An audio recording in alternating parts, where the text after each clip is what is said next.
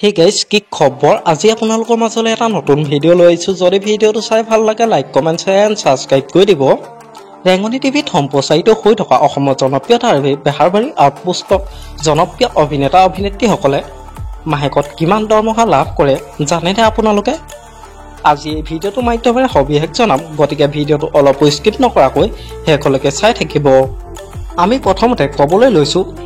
তৰামাই বিষয়ে তৰামাই বেহাৰবাৰী আউটপোষ্টত জন্ম লগ্নৰ পৰা জড়িত আছে আৰু তৰামাই বেহাৰবাৰী ধাৰাবাহিকৰ পৰা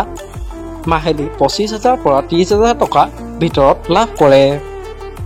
এইবাৰ ক'ব লৈছো ৰাকেশৰ বিষয়ে ৰাকেশো বেহাৰবাৰীত জন্ম লগ্নৰ পৰা জড়িত আছে আৰু তেওঁ অভিনয় কৰাই 30 পৰা 35,000 টকা লাভ কৰে আৰু এইবাৰ ক'ব লৈছো প্ৰীতম ছাৰ অৰ্থাৎ এছআই ছাৰৰ বিষয়ে এছআই ছাৰে বেহাৰবাৰী আউটপোষ্টত পৰা 40,000 পৰা 50,000 টকা লাভ কৰে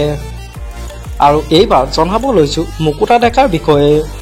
মুকুতা ডেকাই বেহাৰবাৰী ধাৰাবাহিকৰ পৰা মাহেলী 30 পৰা 35,000 টকা লাভ কৰে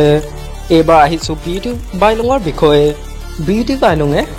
35 পৰা 38,000 টকা লাভ কৰে এইবাৰ আহিছো লুটুকনৰ বিষয়ে লুটুকনে বেহাৰবাৰী আউটপোষ্টৰ পৰা 30 পৰা 35,000 টকা লাভ কৰে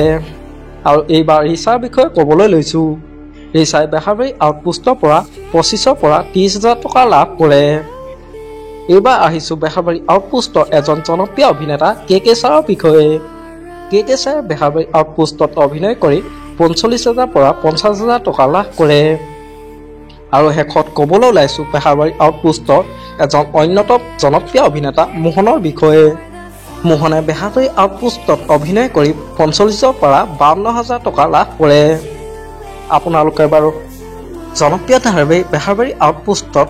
অভিনয় কৰা কোনজন অভিনেতা আপোনালোকৰ প্ৰিয় মোক এটা কমেন্ট কৰি জনাবচোন আমাৰ আজি ভিডিঅ'টো আছিল ইমানেই আজিলৈ বাই বাই